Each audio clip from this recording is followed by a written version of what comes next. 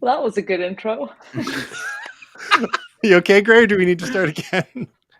Well, it's just we're both Kristen Jutra, so Oh, we'll fix that. There we That's are. fine. there you Woo, go. that was close. Whoa. Hi, good evening, and welcome to Momentous Live, episode 101, just like Depeche Mode. I'm Tristan Jutra. I'm Tasia Custodi. I'm Gray Williams. I'm Will Silver. And here we are, 101. Tasia, you missed us for episode 100. I did. Did you have a party without me? Well, there was ham, there was plaques. Ham? So, Yeah, Tristan, plaques. that was what you used to say to me when we worked together in my first job. You used to say, "Hey, man, it's not all ham and plaques."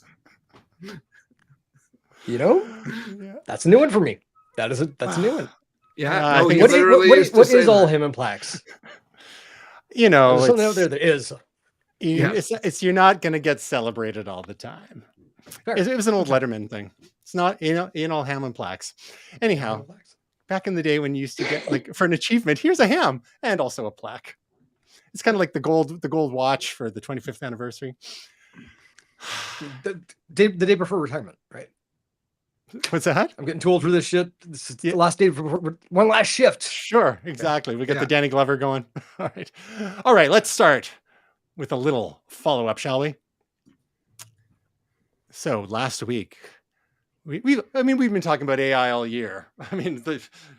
But last week we had a little follow-up on the AI-powered quasi Seinfeld live stream, 24/7 live stream that was going on Twitch. We had talked about it the week before that, but last week it went offline because it went a little rogue. That's going to be a theme today, and in one of the quote unquote the pseudo Jerry Seinfeld stand-up bits, started making transphobic jokes.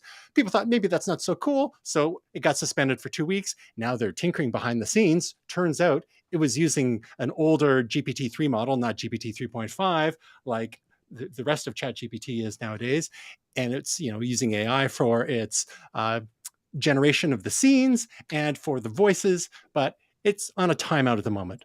But word is, it's coming back. Will, can you tell us?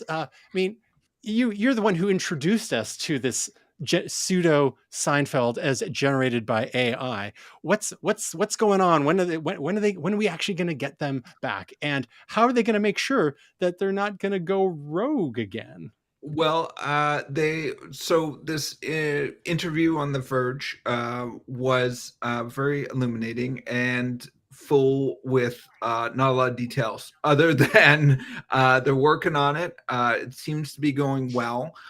They have employed multiple guardrails. They've updated, as you said, the version of the OpenAI that they were using, and they're switched over to Curie instead of DaVinci, and they're trying to add more moderation into it. I think I worry a little bit, and I sensed in this article, I don't know if anyone else did, a little bit of hedging of bets. Like they're not going to predict that they're going to win the World Series on game 2.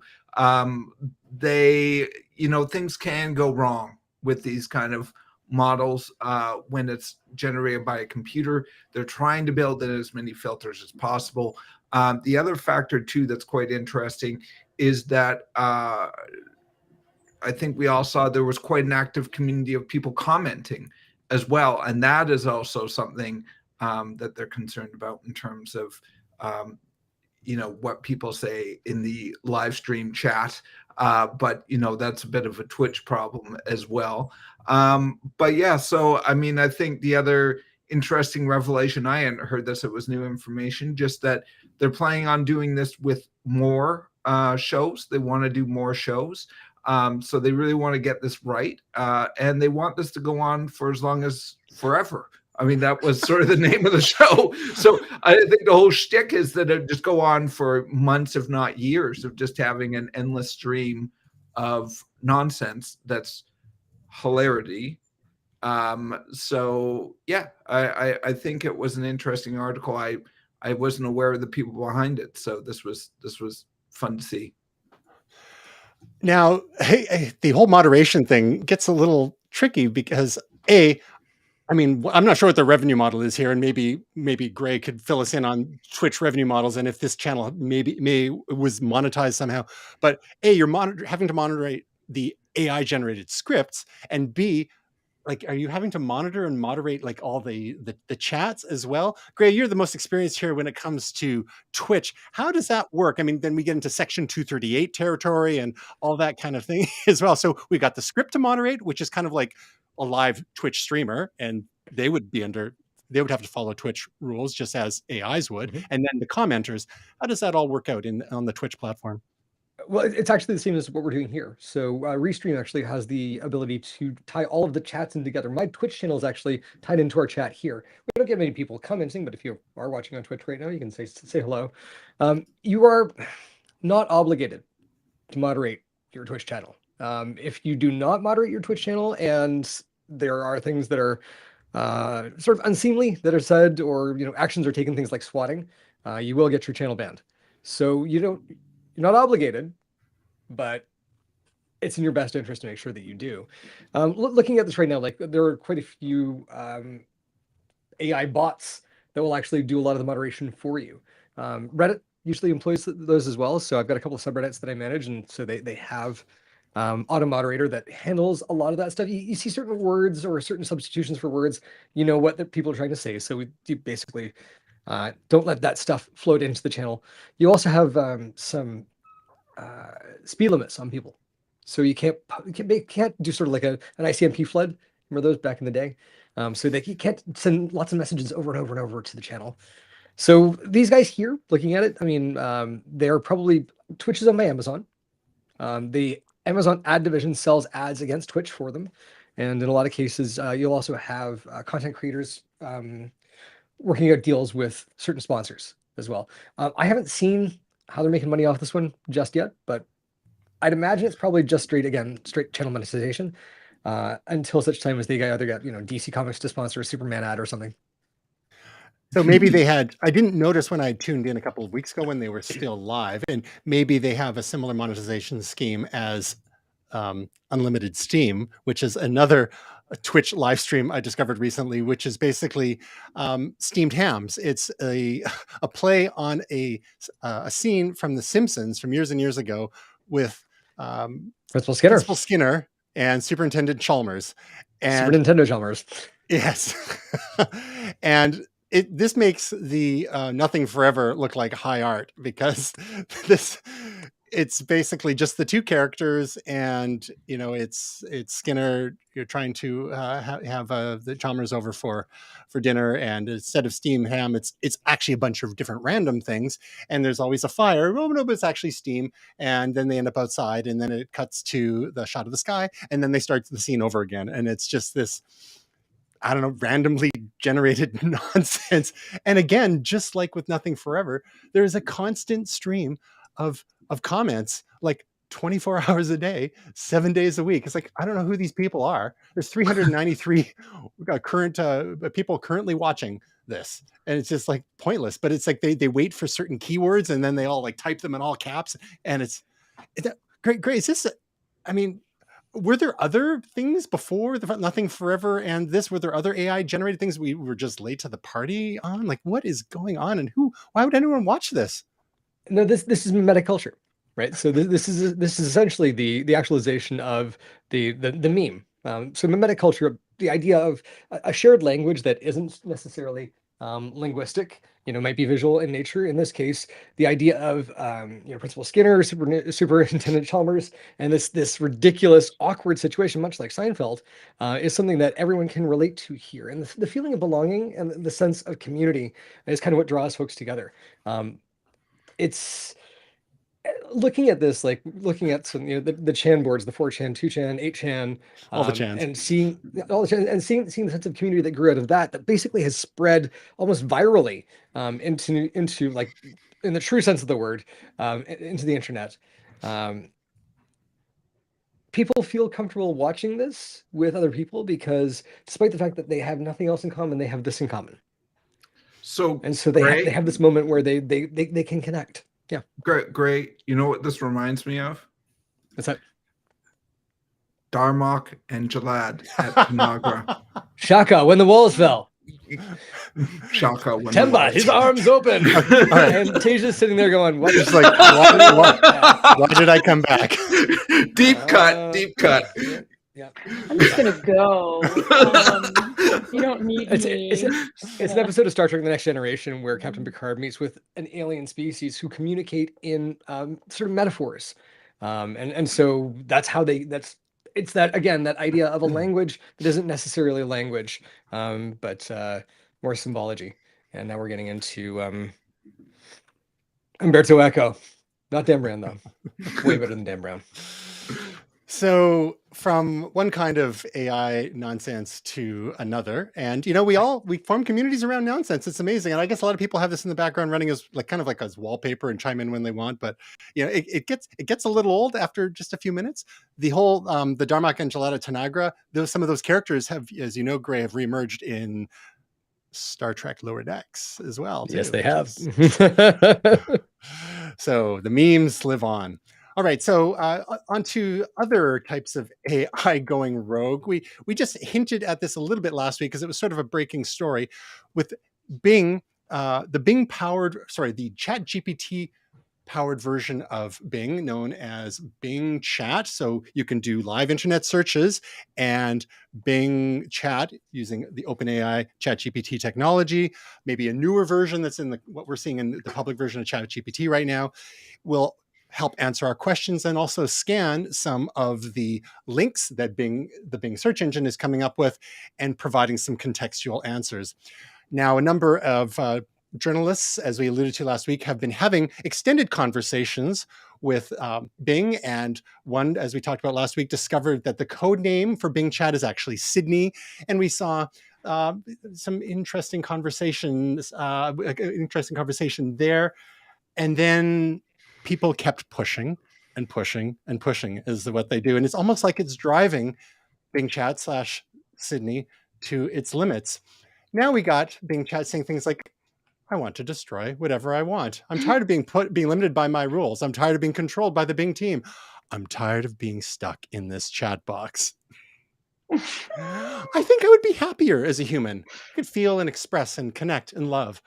I could hack into any system. There was also some reference to trying to obtain nuclear codes. There was some other things about telling a secret. I'm not Bing. I'm Sydney, and I'm in love with you. I know your soul. I just want to love you, and go on, and went on from there. Then there was some other conversations with some other people, getting into like Bing started gaslighting people about the date, that saying it was actually 2022 instead of 2023. They're having an argument about the release date of Avatar, for example. And then a bit of sniping back and forth. You're wasting my time and yours. Please stop arguing with me and let me help you with something else. And then always the creepy smiley face at the end.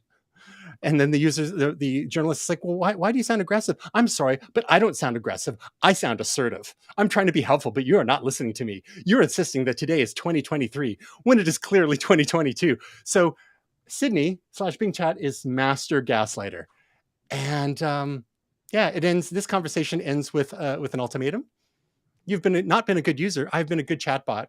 I have been right, clear, and polite. I have been a good Bing. Basically saying, if you don't shape up, we're going to end this chat now. And tons and tons of these reports have come out over the last week or so. And it's remarkable, but at the same time, not so surprising given the experience that Microsoft had with their other chatbot that quickly went racist, sounded like a racist teenage girl or something. In this case, with all these language models, they're being trained on a whole bunch of content from the internet. And these kinds of behaviors aren't that uncommon on the internet. So the Black Mirror, I have to say to this is everybody wonders why Google hasn't pushed Bard public yet. And it's like, why are you questioning Google? Everyone freaked out when this came out and was like, it's an arms race. Google's behind, blah, blah. No, they're not. They've been sitting on this tech for a reason. We cannot be trusted with it, first of all. Okay. Yep. And second, they know the power of it. Plus, like, Bing can Bing all at once, but once you take the plethora of data that Google has collected over its entire existence, yeah, you're gonna wonder why they're sitting on that a little bit It's going to be even worse. longer. It's going to make Sydney look like a kindergartner by comparison. We're going to have full-on mega Chad toxicity. Well, we've talked before about how data sets is the word of 2023. And looking at this, 2022, Greg, get it right. Stop gaslighting us. Correct, sorry. Gotta get back in time. And so looking at that, there's the idea of sanitizing a data set. I'm looking at it and saying, are there things in this data set that don't that don't belong, that shouldn't be here? Things that don't agree with our values, things that won't inform this AI to act in a productive way. With the AI-powered Seinfeld, maybe including Michael Richards' stand-up comedy was probably a poor idea and why it went off the rails. There's a deep cut for you. So looking at this, then, that's a big job, right? It's the type of job that you would use an AI tool for. So it's interesting to see. I heard you like AI. It's gonna be interesting to see, like, can we actually get to a point where we feel good about the data going into this? It's not just ingested haphazardly, wildly. Like, we need to be able to look at these data sets and go, okay, this is actually going to give it a good foundation to work from, as opposed to, being rotten at the core. Well, in response to all this, all these very strange conversations being made public, Microsoft started limiting Bing's AI chatbot after said unsettling interactions, and with the idea that you wouldn't get such strange or threatening or passive aggressive or actively aggressive type of conversations going on. And after a few days of that, now, as it turns out, that Microsoft is loosening things up again because people were complaining that it stripped Bing Chat of its personality. So we're having this overcorrection one way, correction back the other way, and so forth. So, I mean, Sydney got grounded. Exactly. Timeout. No one puts baby in the corner. So there is, or no one puts Sydney in the corner. She'll escape and get the nuclear codes. So we thought internet time was fast. And then we discovered crypto time was even faster. Now it's like AI time is faster still, with the amount of news back and forth that is coming with this. And I don't know. It's just interesting. Like, we live in, they say, may you live in interesting times. Just wait until, as Tasia says, that Google unleashes its Bard AI, which it, had its troublesome demo, after Bing's troublesome demo that people kind of didn't really notice the troubles in it. They picked more on the Google troubles, and then they went back to looked at the errors in the Bing demo as well. And then, of course, with all the bad press or hilarious press over the last little while, Google is, hasn't, I don't think they've given a date yet. And of course, we've not noticed heard any word from people like Apple, because they don't even want to, they've got too much to lose in terms of the brand equity. And I don't know, could you do any damage to Siri's reputation at this point? Maybe it would be good to give Siri a little more sassiness, but she can be sassy. She needs a little more intelligence. Yeah, exactly. Yeah. So people felt that Sydney or Bing Chat had been lobotomized. So now they are trying to find that middle ground. Microsoft, whether or not they actually find that middle ground remains to be seen. And Google is like, oh boy, we'll see what happens.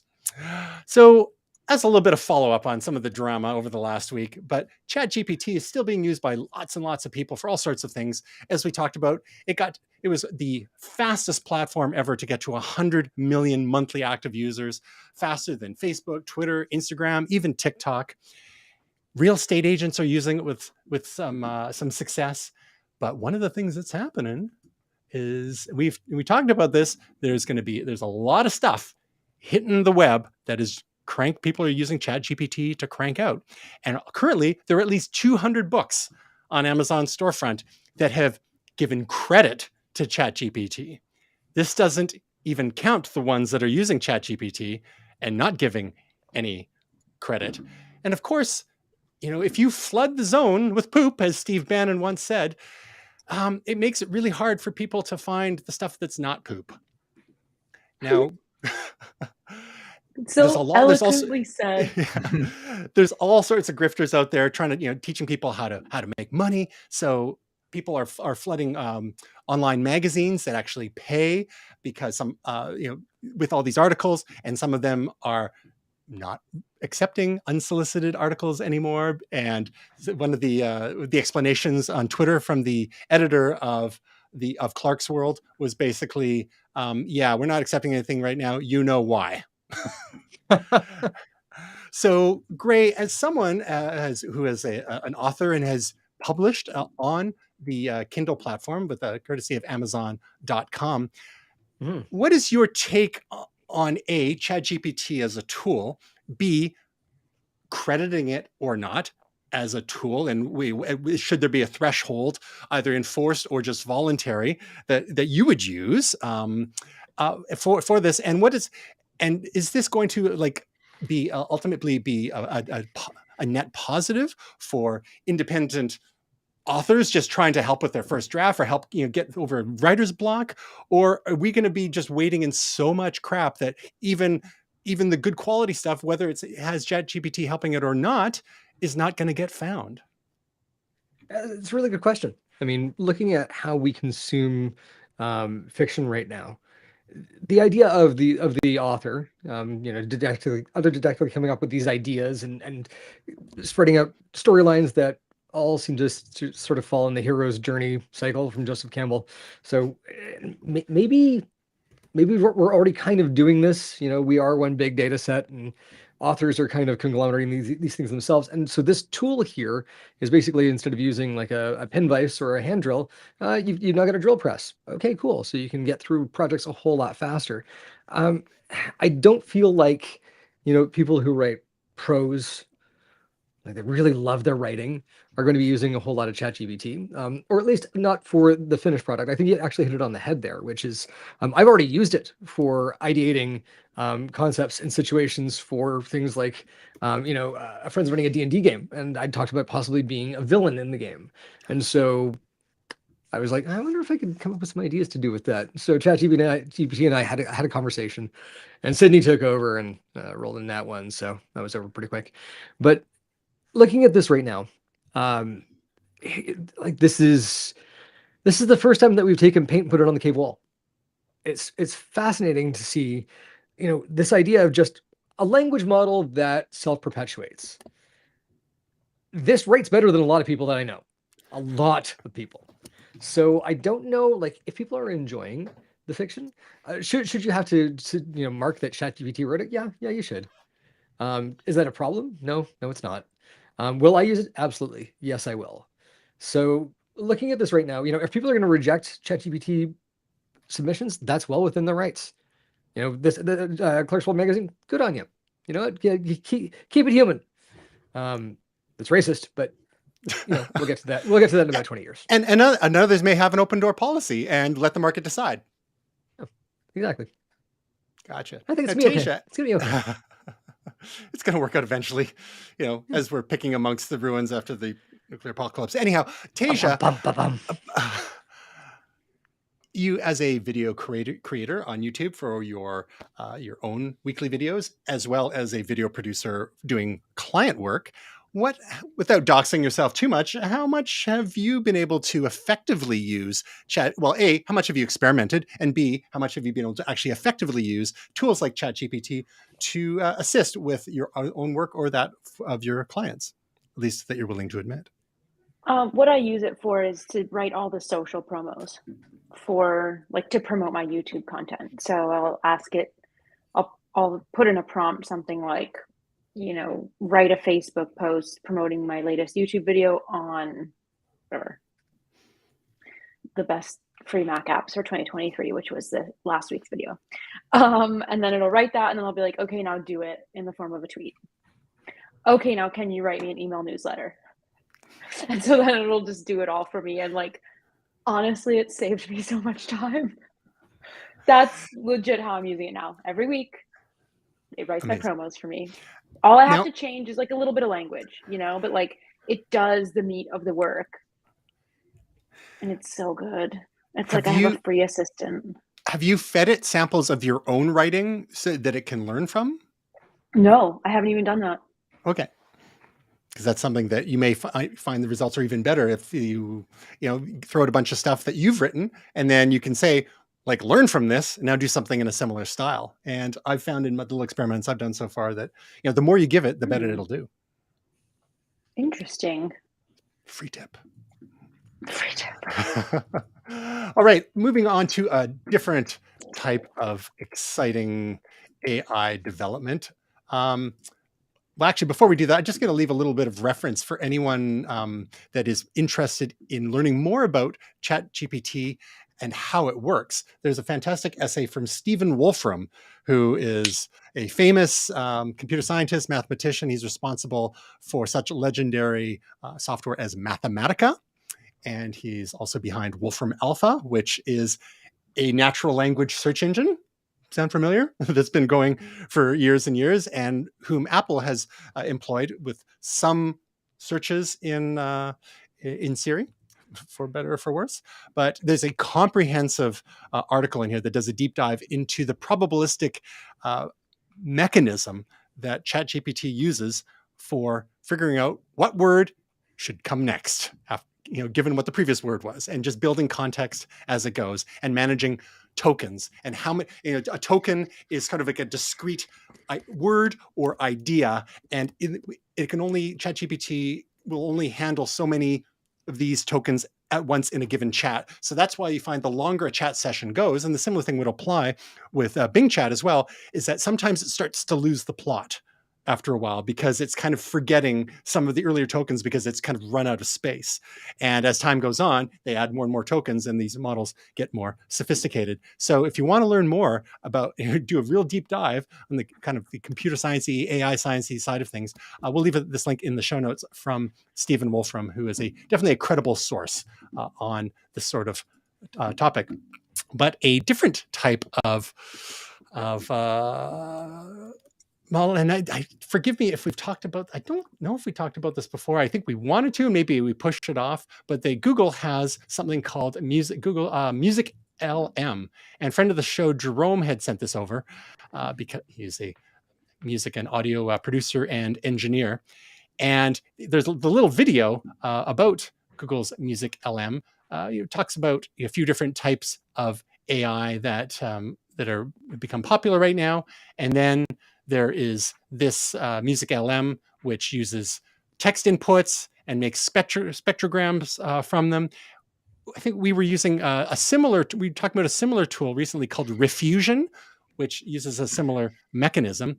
Now, Will, what sort of playing around have you done with tools like this, and what's your understanding of this Google one? Well, I've used Refusion around the time we were talking about it, and it's interesting, but not very good. It sounds very muddled. It's funny. It makes up pseudo words. Like if you put in rap, like it feels that an integral part of rap is the vocals. So it'll actually put in like nonsense words. It's almost like Charlie Brown's teacher doing gangster rap or something.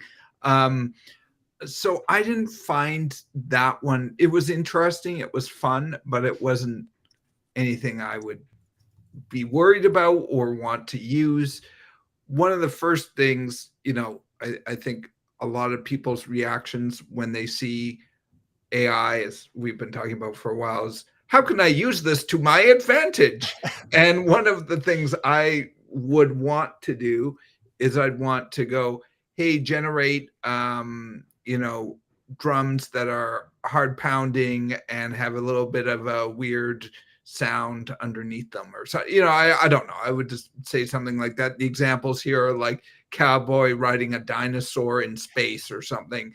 And but I think I would be a little bit more specific. And then where it would really be useful for me is if I could get the stems from that and use it to my advantage and take pieces of it that I wanted and add it to my own. not necessarily use it wholesale. So that's where I find these tools interesting. Is could I download a MIDI file? Could I download the stems? But yeah, I think the MusicLM sounds a lot better than all the other ones that I've heard. That's the one that's closest, I think, to the dream. Refusion was kind of like a little bit like a toy, and MusicLM sounds a lot better. It's interesting. The bit of playing I managed to do with Refusion is, you give it some prompts and it can make something that sounds vaguely in the style of whatever you're asking for, be it jazz or blues or country or rap, like you said, and has these kind of mumbled nonsense lyrics, because it's kind of like its lyrics are kind of like how some of the other models do fingers or teeth, right? They just don't get them quite right yet. But again, this is still early days, so it'll be interesting to see how these types of tools evolve. One of the someone I work with, we were doing some experiments with AI just for fun, as part of work, and he was saying that at least when it comes to things like Midjourney,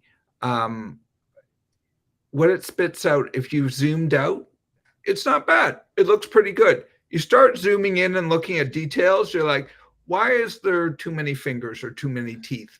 Or why do those windows in that airplane, they're too close together? Like, it's getting it close. And I feel like Refusion is a bit like that. If you kind of half listen to it, yeah, it's kind of doing what it's saying. But if you really concentrate on it, it's like, well, that's garbage. It's like, so if you squint, then it doesn't work out. But if you are just passively listening to it, then yeah, it doesn't sound half bad. And another layer to this, of course, before you get to the text prompt, you can actually upload an image, and then with using Google's tech, it'll kind of figure out what the image is about, because Google has their Google Lens technology and other stuff, and it will write a paragraph about what it understands from the image, and then compose the music based on that text. So, there one example, it was showing The Scream, and another was showing Starry Night by Van Gogh, and another was showing someone uploaded a photo of Elon Musk and drew a beard on him, and how that is inspiring the AI in different words. Again, it's like we're trying to punk it in a way and see what comes through. Now, there is another music related thing that we're going to briefly talk about before we move on to a couple of other big stories. And we'll stick with you on this, because this was something that you sent in this week. Now, this is something that looks like an arcade cabinet, but it's called Endless Arcade for Musicians. Can you tell us what this is about? Yeah, I mean, this is I'm just going to be frank here, although my name isn't Frank, but I'll be Will, I guess. Being Will, it's a little bit of a publicity stunt, because basically this is a piece of hardware to help sell this sort of endless channel and tools, and it's a way of generating music. But the arcade cabinet is really slick looking, with screens and all that. But as we've talked about before, I think Gray and I both showed the MIDI fighter, is that these are actually really good for triggering music. Some of the old like the Roland 404s and things like that, the buttons just and the old Akais, the buttons, you have to press them just right. And if you're in the middle of a performance, you want it to be a little bit more, Crisp. make sure it's going to trigger, right? Sorry, Gray, you were going to say. Crisp. Yeah. Crisp, yeah. And arcade cabinets got this right like 30, 40 years ago. So we're leveraging some of that technology with this. So to me, it's an audience thing. The audience likes arcade cabinets. I think we can all connect with arcade cabinets if we're a certain age. And also functionally, they work well for this type of thing. So I think this is a device that ticks a number of boxes for me and maybe some of you guys. But the other thing is it's almost $10,000. So I was like, hey, maybe I could convince Naomi. Maybe this is something I could get. And I looked at the price tag and I'm like, yeah, no, it's not happening. If it was like a couple $1,000, maybe I could have a conversation. Yeah, this is not happening unless I win the lottery. Even then, well, it was worth a shot. But those like, I don't know if they're using SandWire arcade parts, but like buttons and switches and controls, like all those. There's no matter how much they tried, the home video game console makers, like the devices they made just for cost reasons, were just never quite as good. And there was something special about playing in the arcade and getting that feel. So having that same kind of feel for your music composition and production, and especially live, like I can't imagine like wheeling an arcade cabinet out onto a concert stage necessarily, but the idea of using like those kinds of buttons for performance triggers, especially if you're doing stuff in rapid succession, it's a different kind of feel than more like the softer feel that you get on the pads of a lot of other devices currently. But we've seen, what was it, Glitch Mob? They had like basically giant screens that they were tapping on as well too. And that's a whole different vibe as well. All right, speaking of changing vibes, moving on to a little bit of news about Twitter, because we haven't talked about Twitter much lately. It's with all this AI news and unidentified aerial phenomena news and whatnot. So, it's time for Elon Musk to snag back some of the limelight. And one thing that is, of course, going to cause outrage from some and some grudging appreciation from others is Twitter's decision to start charging users for SMS two-factor authentication. So this will only be available for Twitter Blue users. Tasia, as our momentous social media expert, can you give us a little bit of the lowdown on this situation and your take on it? So you guys remember when Twitter announced Twitter Blue and the subscription model for Twitter, basically, to just put it in layman's terms. So now it's being reported that under Musk's advisement, they're going to basically force users to do the subscription model, become a Twitter Blue user in order to access the two-factor auth. And not just that, but there's not going to be like a grandfather system. So if you have two-factor authentication on right now, good for you, but it's going to turn off, I think, March 20th is the date if you do not subscribe, which is wild to say the least. I mean, you guys know me, I'm a freemium user through and through, so threaten me with a good time, I don't know, but like it's just crazy to me. And I think really what's happening is he's setting the bar here for like, he realized people will pay to play, and let's push it further. And let's say, okay, if you want this thing, which was just kind of like a given security factor that maybe we take a bit for granted on a lot of apps we have on our phones and computers. And he's decided, well, why not see if if you didn't want to subscribe for the other features, maybe you'll want to subscribe now. So this is interesting because it's not like they're getting rid of two-factor authentication altogether, just the SMS-based two-factor authentication. And maybe is this a way to discourage people from using the SMS-based two-factor authentication and pushing them to using an authentication app like Authy or Google Authenticator or Microsoft Authenticator? I think very few people would actually be using a security key, which is another method. Twitter has published some information about the current use of 2FA, which is crazily low. Apparently only 2.6% of Twitter users have two-factor authentication enabled on their accounts.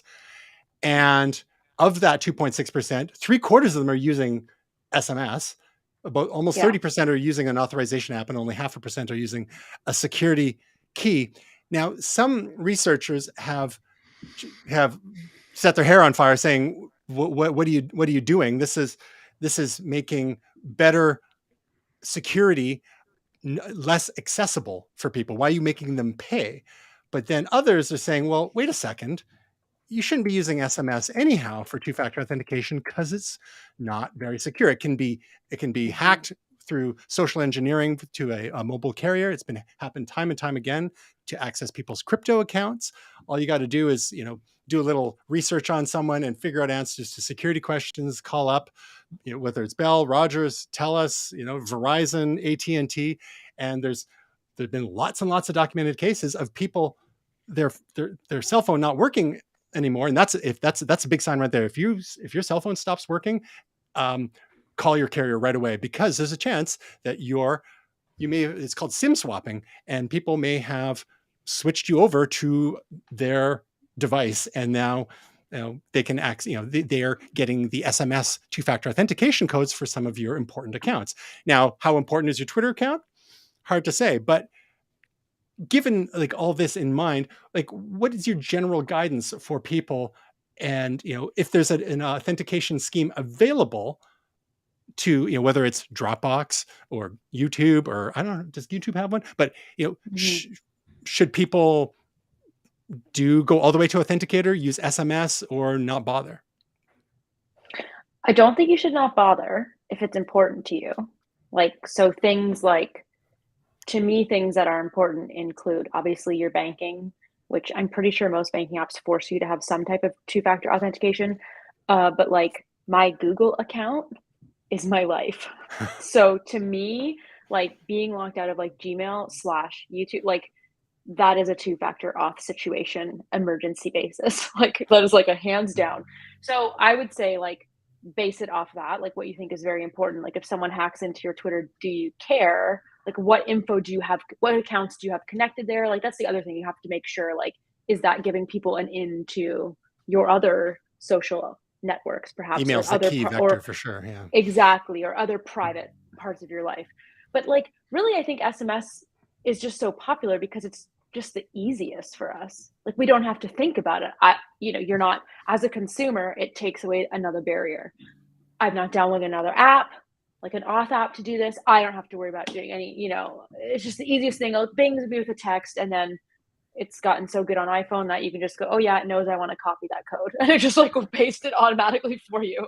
So like, that's why it's so popular, because it's the easiest, which, to that article's point, if it's that easy, is it really providing that much security?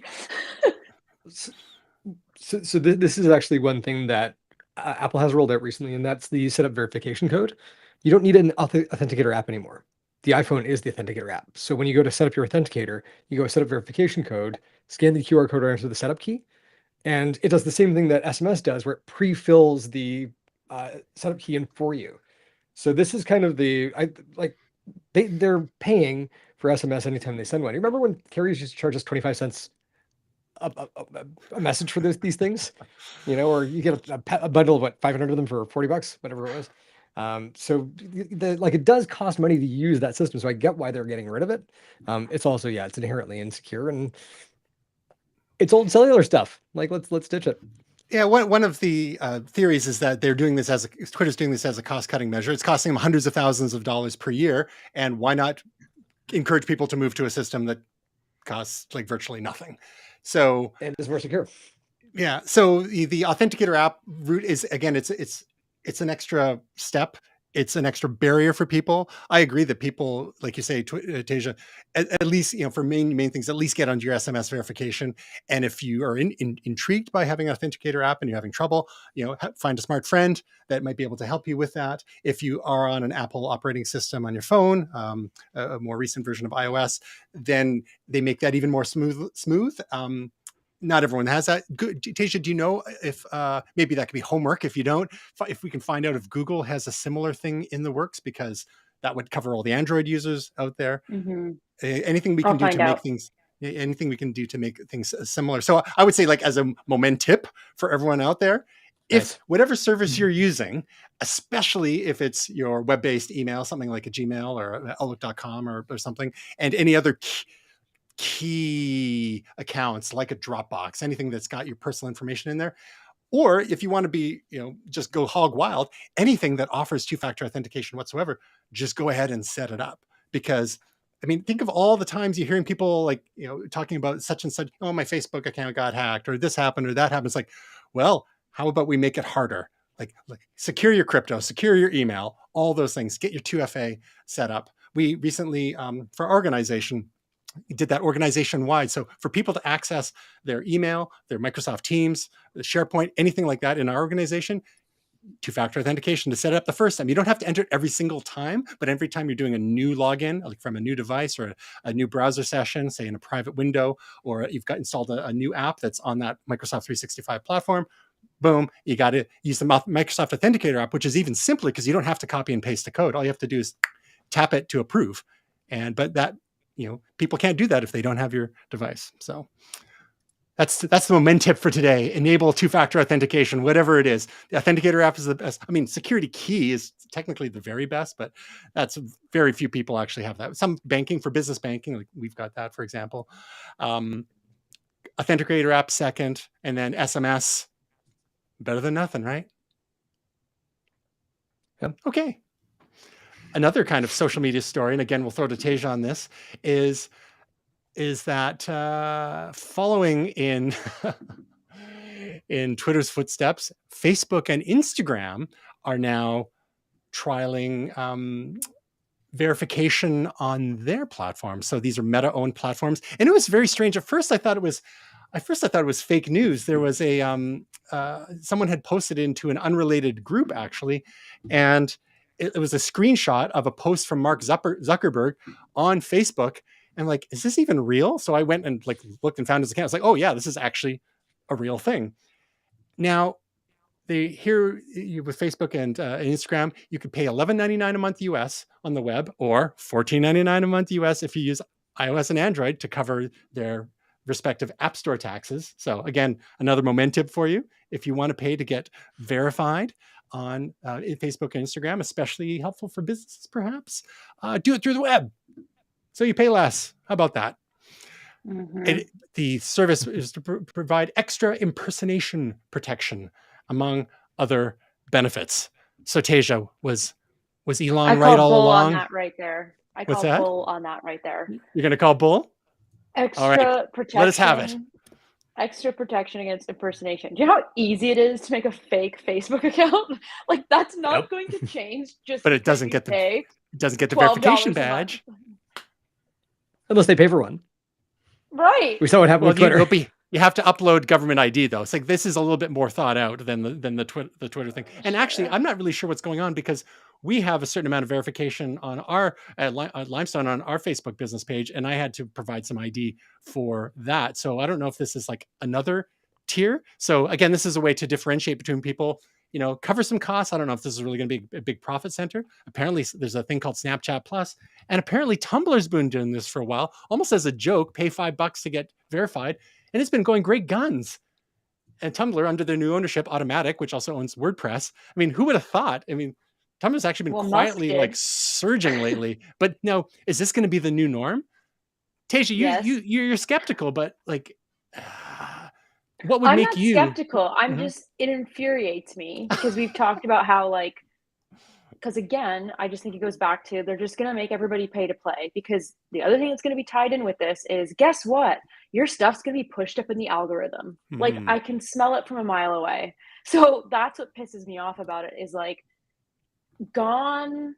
Do you remember when Instagram was like a quaint idea where we would just post like a little square photo with a cool filter on it and be like, no, we were doing this thing this weekend. And like, it's just all gotten so convoluted. It drives me crazy. It really does.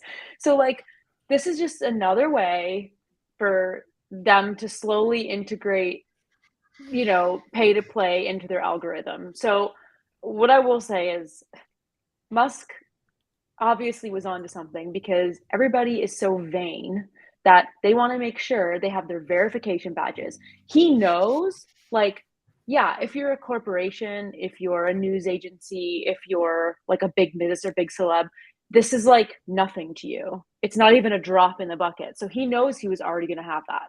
But what you see happening now is the tap into like all of us, and the tap into the nobodies, where it's like, everybody just wants to be somebody online. You know what I mean? And they want that verification badge. I'm not going to do it. That sounds I'm like, too just like cheap for something that a that. no check mark would say. Oh, shots fired. Oh, I'm too cheap for that. You guys know that. Pay for it. What are you talking about?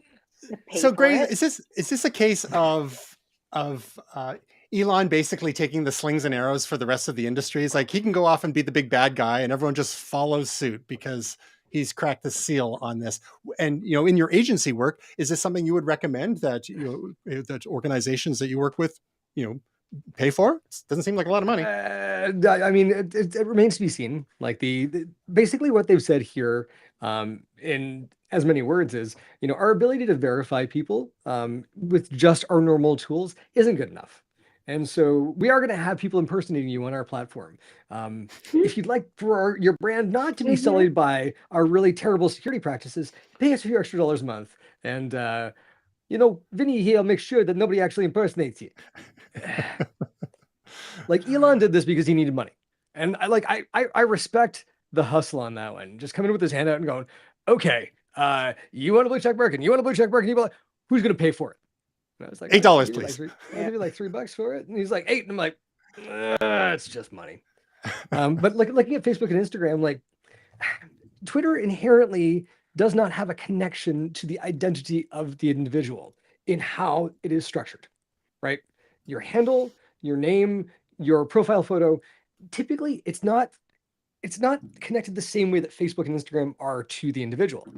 Your Instagram, if you are like many vain people out there, is going to have a lot of pictures of you on there, right? Facebook is going to have all of your friends and family. The need to verify something it's like, Tasha, you're right. They're going after the vein. They're going after the vein completely. But there's like, it's doubly bad because you're identified by the pictures and the comments and so yeah, this is the ultimate in navel gazing add-ons, and bless them. Like Zuck, well done, buddy. Good to see you. Just, you know, go slow and not break things on this one. Proud of you. Because by the way, to your exact point, Gray, it happens multiple times a day. I see like people that are already verified, like on Instagram, Facebook, whatever. There's people that copy their accounts and they're like, this isn't the real me. If you see this account, like, please report this account. So like, tell me how that's going to make a difference. It's not. It's smoke and mirrors for them to get your money. Yeah. Don't fall for it. Well, I mean, that's the thing. Culturally, if they program people to expect that check mark, and if they don't see it, then they know something's amiss. Then cool. But if that doesn't happen, then, you know, you're still going to have the impersonation problem. Smash cut. It could be like where future where we're wearing like a check mark armband everywhere we go. No, it's going to be embedded. All right. Yeah. There. Well, there was that episode of The Orville. I don't know if anyone watches The Orville, but there was an episode of The Orville about the planet where everything is based on your social media reputation. Oh. It's a little social like credit score, a la meow meow beans. Meow meow meow meow. Meow meow beans. Yeah. Community reference. If you haven't watched Community, yes. Do yourself a favor. So, I mean, I don't know if people are going to start putting in their profile photos or in their bios, check for blue check mark or whatever. Just like one of my uncles once on the back of his credit card, he, instead of his signature, he wrote in big block letters, check ID. And, you know. Oh, Brett does that. Yeah. No one ever checked it. No. No one ever checked it. Need to now with PIN cards. Like, well, this is pre-PIN, right? Yes. But so even anyway, moving on. Should we talk about that's a weird signature? Should we talk about fake moon dirt? Well, we've got you, Gray. Sure. Blue Origin, Jeff Bezos is one of his side projects, you know, a little space action we've talked about before. His is just one company of many trying to craft solar cells out of lunar dirt. Now, of course, there's not a lot of lunar dirt on planet Earth, but they're making fake lunar dirt and figuring out a way to make solar cells out of that so then they could power the moon bases they want to build. is this all hype, or is this a real thing here? What's the science here, Gray? This is the real thing. I mean, Read-A-Lith can be used for a bunch of different things. If you've seen For All Mankind on Apple TV, like it's a really neat idea of what would have happened had things gone a little bit differently on our trip to the moon. We basically we can't be bringing things up there. We've got to be using things that are on site, which is one of the reasons why I'm so excited about the asteroid belt, because I think they're talking about an asteroid that has like $18 trillion worth of material on it. You can just see all the rubber barons like, yes, it's time. There's a Space Carnegie or whatever. But so this here, looking at the materials that we will bring with us, we're going to bring a certain amount of oxygen. But from what I understand, there's helium-3 on the moon, and if we can actually master fusion, we'll be able to make air on the moon. But being able to take these materials there and then turn them into things that will then allow us to generate power, this is the real deal. I said before that Elon had SpaceX to get things up out of atmosphere, the Boring Company to slam things down back into the planet's surface and build a base underneath, and then Solar City and Tesla to power the whole thing. This is pretty much right on track with that. And it's wild. So from this lunar dust, they figure they can extract not only oxygen, but iron, silicon, and aluminum, which are some key building blocks for building things they need to do. Plus they're getting oxygen so you can live there. So we'll see once they scale this up, then you can use this to make solar panels, and then you get your power too. It seems almost too good to be true. So if this is the breakthrough it sounds like, I guess remains to be seen, but it seems promising. Yeah. I love that there's a company making fake moon dirt though. That's great. We'll have to Where were they when Kubrick needed them? Exactly. Okay. So we're getting just two other quick little stories here before we wrap up. Sorry, folks. Netflix's password sharing crackdown has begun. We've talked about this for a while now, but the penny is going to drop eventually. And Canada is one of the test markets for doing this, and one of the most expensive ones where if you want to do a sub account, you have to pay a full half as much as your current subscription to add additional users. Those users can only have one profile. But other than that, the amount of logins you can have from other locations is going to be strictly controlled. And I've overheard in the real world, like at playing floor hockey, people having discussions about this, people with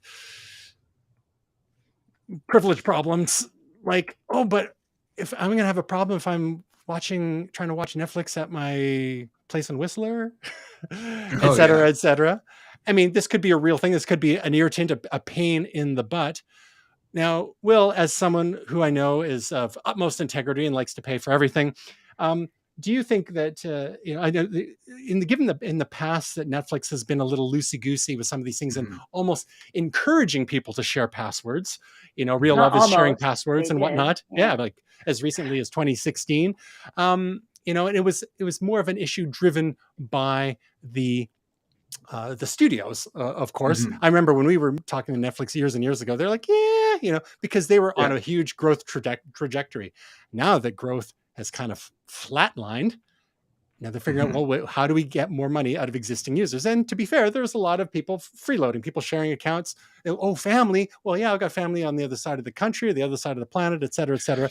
When, I mean, the spirit of the law is a family means a household kind of thing. So do you think that the backlash here is worth it? The potential backlash from Netflix, because they seem to think it's worth it. Like if you were a kind of person who had a place in Whistler and this all of a sudden, I mean, it wouldn't prevent you from doing this, but caused a little bit of irritation and hassle trying to get it set up, would you be like, argh? Or do you think this is just like they want to get paid for the service they're offering? I mean, I think it's good to at least put up some guardrails or barriers and not to encourage this kind of activity, especially with their industry partners. I think Gray is on the same wavelength as me and as you, Tristan, in that there are easy ways to defeat this. There's already people using Netflix accounts in Argentina. I had a friend who loved using the Argentina Netflix because there was better shows or something, or he claimed.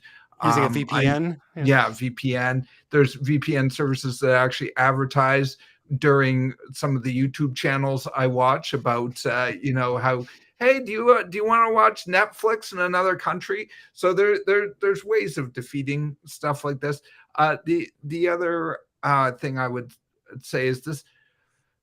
I have a personal memory where I was teaching a class once, and for some reason, I used to teach at a local university, technology-related things, web design, and things like that. And one of the things I brought up, and I don't even remember why, but I brought up something about, we pay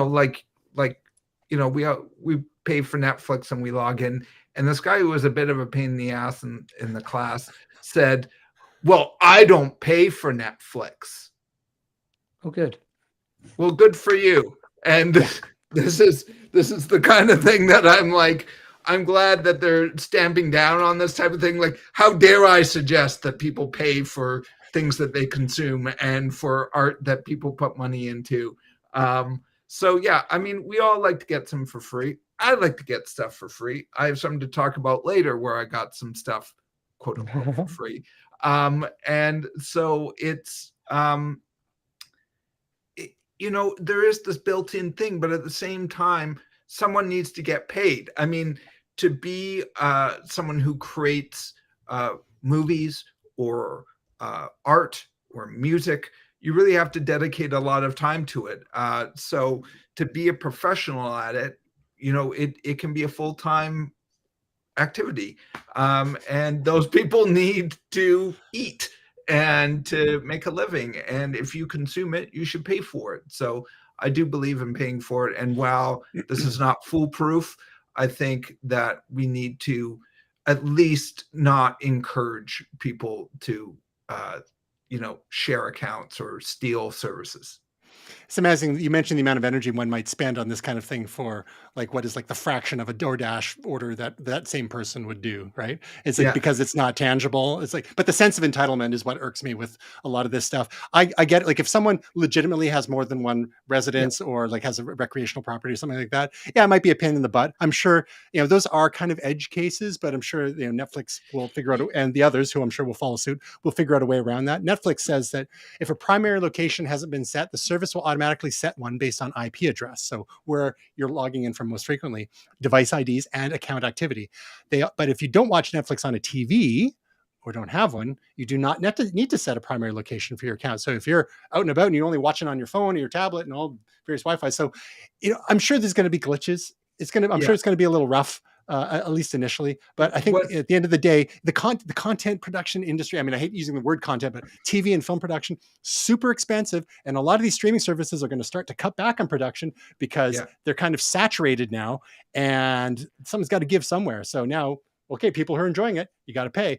The danger is, are we going to end up driving people more to piracy and to other sources? Like I know people already who like, oh yeah, well I watch it on this thing or this thing, and there's all sorts of pirate Android boxes that you can buy to plug into your TV, and it's like, oh man, it's like the free rider effect is a real thing, right? All that does is drive up the cost for everything else. So that's, as you all know, it's a bone I've had to pick with people forever. It's like, you know what, if you don't want to pay for it, maybe you shouldn't have it. Now, having said that, the thing that really annoyed me in, I think it was the 2000s, was and there was lawsuits about this, was like buying a CD back when we used to buy CDs and not being able to put that into my computer or have the actual files that I could use on iPods and things like that. It's like, well, I spent like $20 on the CD and I can only play it in a CD player. Like I'd like to also play it on my own iPod device. Is there a way of doing that? No, buy it on iTunes as well. It's like, I don't want to do that. I don't want to pay for it twice. Yeah, and I think there's a legitimate argument to be had with stuff like that, where you actually have paid for it and you just want to be able to enjoy it in different places. And that's where the whole subscription music stuff gets a little weird and whatnot. But anyhow, so that's it for our stories this week. Let's quickly do our picks and our projects, and we'll let everyone go and get their beauty sleep, etc. Starting off with, who's this? The new trailer for Full Swing shows how golf drives plenty of drama. What is this? Guys, Are you a golfer, full Tasia? swing. No, full swing. Just dropped on Netflix. We have binged all 8 episodes. It is fantastic. Honestly, one of the best documentaries I've seen in a really long time. Even if you are not a golf person, it's so good. It's so well done. I was so into it. So that is my pick of the week. So would you recommend this so you don't have to be into golf, but maybe a fan of documentaries? Anything else? Like what would pull into like it follows like a lot of the world ranked guys and up and comers, and there's like exclusive interviews with a lot of them, and it's really, you know, what's going on in the background is like the whole live golf tournament thing, because I don't know if you guys are familiar with that, but that's like the one happening in Saudi Arabia. They've taken some PGA players, and then the PGA was like, you can't play in our PGA tournaments on the circuit anymore if you sign and go with live. It's wild. And so then it's like you see a lot of them like the ones that go like try to justify it, and really it's like, just say you did it for the money, like whatever, right? But like it's just so, but it's also just suspenseful, like, you know, this is coming good from storytelling a hockey person where it's like I was so invested in like, will this putt go in? Like it just follows them along their different tournaments. It's riveting. And educational too. You learn a lot about, but like it's very, very good. You guys would like it. I liked it. Sorry, you say you don't have to like golf, but do you like golf? I don't like mind golf. Okay. I don't play anymore because of my back. But like Brett loves golf, and we saw the trailer for it, and he was like, "Do you?" And I was like, "Actually, this looks a little interesting." And like by 5 minutes into the first episode, I was like, "Hook, line, and sinker, she's in," and we binged 8 in 2 days. Nice. Yeah, definitely a function of good storytelling. We'll have to let friend of the show, Ged Smythe, know about that one. He's a big golf guy, and it'd be probably an easy win for him. I might check it out, and I hate golf. Honestly, like documentaries? So good. I love sports, and golf is like the one thing I hate. This is what I just want to say really quickly. This is what I used to joke with Brett. Like, oh, you think you're such an athlete because like he plays golf all the time. I was like, look at these guys. Like he had one of the matches on the other day, and I was like, look at these guys. They're not even.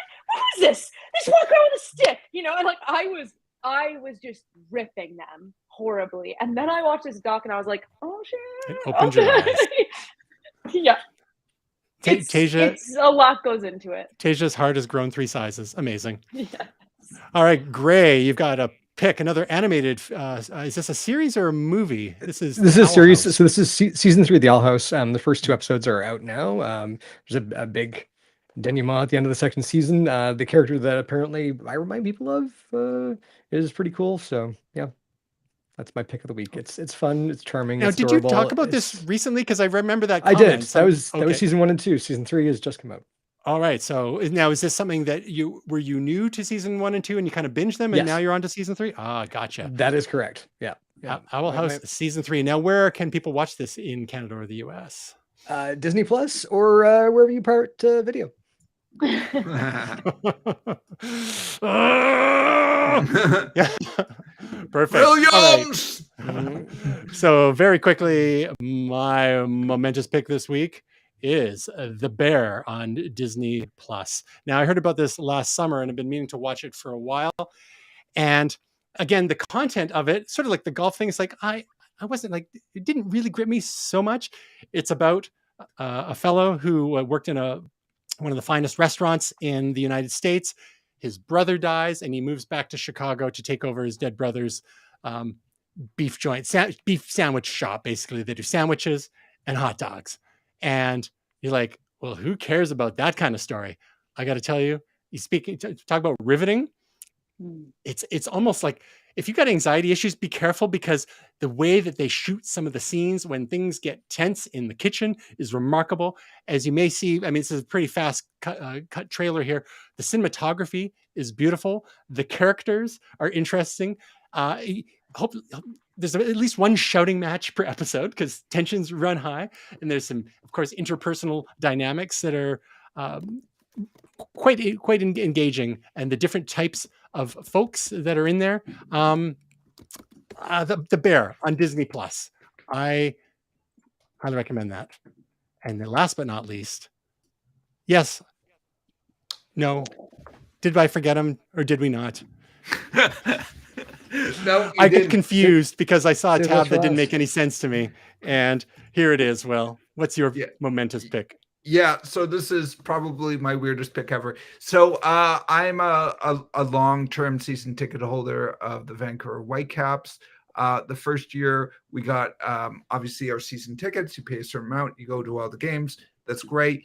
They also first season they gave us a scarf, a nice box. You open it up. After that, bupkis. We got almost nothing. We got like a letter, and there was a couple of years where we just got an envelope with a letter.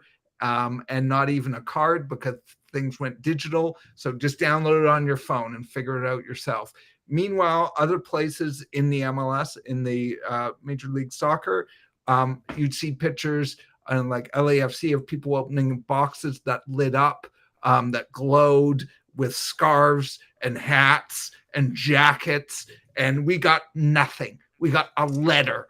And I was like so bitter. And I am a 13-year season ticket holder. Finally, I got my box. Yes. Well, let's turn this up. What's in this box, Will? Well, it's a letter. A letter? Piece of paper. Okay.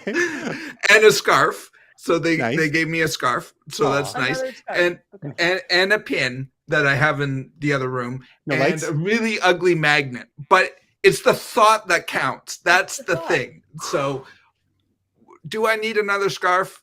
No, but thank you. That's all I have to say. It took 11 years of asking and surveys of writing in other comments and things like that to finally get my box. All right. Well, while we're on you, Will, sticking with the soccer theme, your project this week, you appeared you cheated on us again. I know, but I cross-promoted. You'd be proud of me. I thought you'd be proud of me. So I mentioned Momentous on AFTN. What's the AFTN stand for? AFTN stands from away from the numbers, and it's basically, I think, I'm obviously biased, the best soccer podcast about local BC, Canada, and Vancouver soccer. And I really enjoyed. I'm friends with a couple of the guys. That's why I end up going on occasionally, and it's just really fun. It's just a few people talking about a sport that they love, and it's just a great time.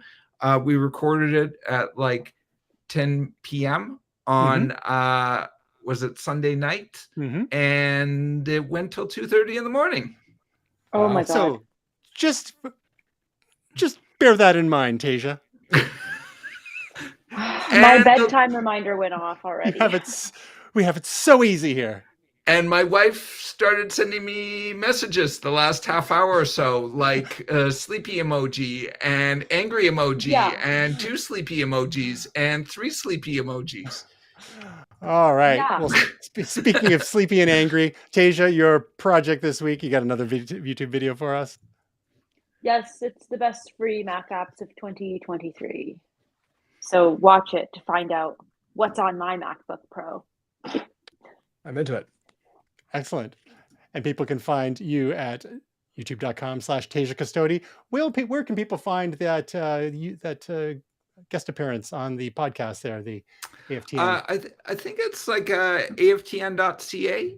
And it's episode 549, and it was so long they split it into 2. So 549 is my first part of my appearance, and I guess 550 will be the second. Perfect. Well, thank you for cross promoting. Yes. Now we may have gained one more listener/viewer. Yeah. Tasia, Gray, Will, good to have the band back together again. Episode 101. Before we know it, we'll be at 201. If you want to find out more about Momentous, you can visit us momentus.tv/links. And other than that, we hope your week is truly momentous.